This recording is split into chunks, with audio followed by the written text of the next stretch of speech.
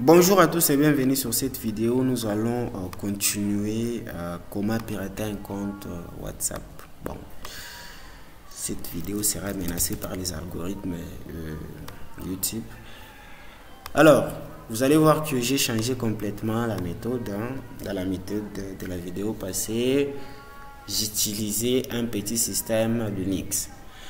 Bon, déjà, ça pose problème pour les débutants parce que des fois, dans notre monde, on n'a pas le même résultat lorsqu'on est en train de travailler sur des commandes. Peut-être moi, le téléphone que je vais viser, il n'y a pas un système de sécurité. Alors que les vôtres, il y aurait peut-être un parfait qui va écouter ce que vous faites et vous bloquer, vous donner un rapport que vous n'allez pas comprendre. Alors, c'est pour ça que je me suis concentré à développer une solution qui sera complètement utilisée sans défaut. Mais pour l'instant, cette solution est pour les systèmes, pour les victimes qui seront sur le système Android.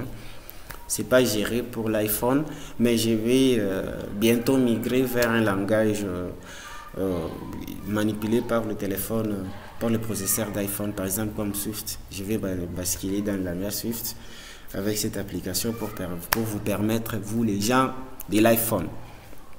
Alors, je vais d'abord lancer l'application pour que vous voyez, vous expliquer un tout petit peu. Bon, je cache les images qui sont là parce que ça sont les images de ma cliente, d'un client qui m'a donné les images de la victime. Donc on a essayé de travailler sur une application album photo. Donc elle, quand elle installe ça, elle exécute ça, elle va tomber sur ces images, mais sauf que derrière nous on a lancé un petit serveur web qui pointe sur la mémoire stockage de son téléphone. En avançant avec les codes, vous allez comprendre. Donc ça pointe sur la mémoire stockage de son téléphone. Pourquoi ça pointe sur la mémoire stockage de son téléphone? Parce que vous allez entrer en contact avec ces petits serveurs-là. Donc vous allez entrer à l'adresse de ces petits serveurs-là. Et directement, comme ces petits serveurs-là pointent sur la mémoire stockage de son téléphone, vous aurez le dossier. Voilà. Pourquoi toute cette technique-là? Parce que quand vous êtes connecté sur WhatsApp, on vous envoie un message. Ce message se télécharge sur la mémoire stockage de votre téléphone. Et d'ailleurs, c'est pour cela que vous lisez vos messages reçus, même quand vous n'avez pas la connexion, parce que ces messages se trouvent sur le support de stockage. Donc c'est un peu comme ça. Lorsqu'on y accède aussi, voilà. Lorsqu'on a la main sur le support de stockage, on peut se balader dans le fichier et lire l'information. Alors, donc, vous allez prendre l'adresse IP de ces serveurs-là pour éviter de citer l'adresse IP parce qu'il y a des gens qui ne sont pas informaticiens mais qui cherchent la solution. Voilà. Donc, c'est ici que je démarre ces petits serveurs qui pointent sur cet espace de stockage. Voilà. Et comment y accéder? Maintenant, vous allez récupérer l'adresse IP qui vous sera envoyée lorsque la personne aura installé l'application.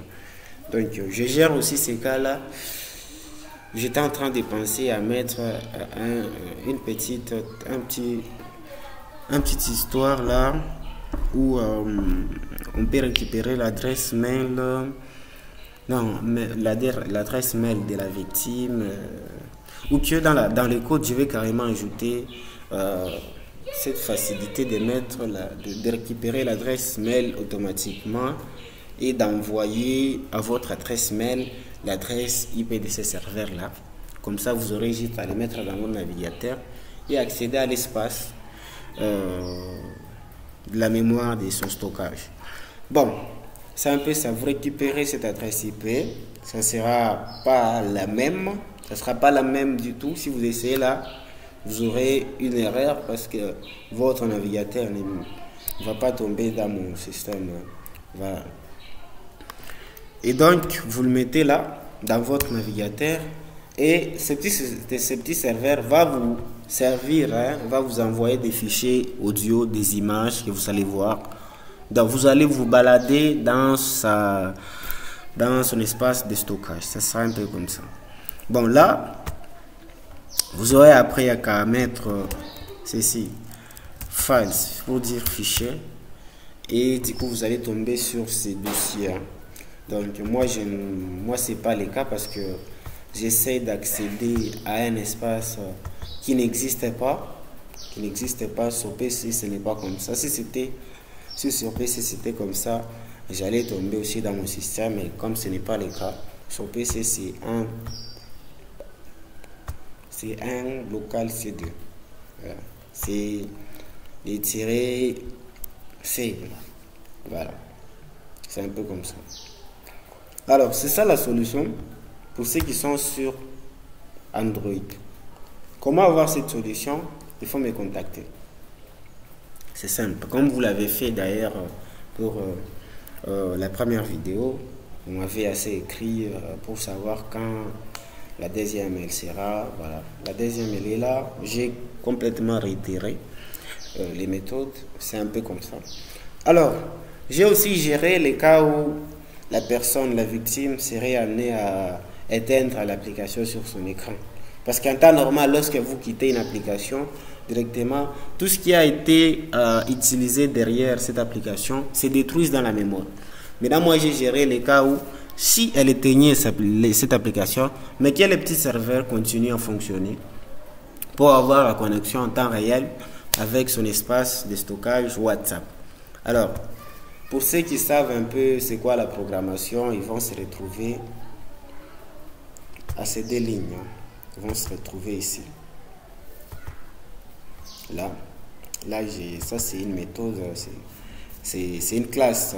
J'ai créé l'instance à partir de cette classe. Donc, j'accède à Android, je lui dis, tu prends ces services-là, c'est important. Tu les gardes en mémoire. Ces services-là, tu les gardes, voilà, en background. Donc on va se déplacer ici. Il est là, ce service-là, et c'est les serveurs. C'est le nom de mon serveur. Voilà. Si j'ai commenté pour ne pas se perdre dans mon code. C'est le nom de mon serveur. Donc ça va rester actif même quand notre victime va éteindre son application. Ça sera un peu comme ça. Alors pour avoir cette application, il suffit de me contacter. Et on parle à faire, vous me donnez peut-être les images de votre victime, on les met, on adapte cette application à son ressemblance, les logos, etc., etc. Elle installe ça et nous derrière, vous restez connecté à son espace de stockage en permanence. Voilà, vous espionnez son WhatsApp. C'est un peu la deuxième méthode et je pense que c'est une méthode qui fonctionne, qui va fonctionner à coup sûr, hein, en passant par une application. Voilà. Merci beaucoup. On s'échoppe après. N'hésitez pas à me faire votre retour dans l'espace commentaire et on en discute un peu plus en profondeur.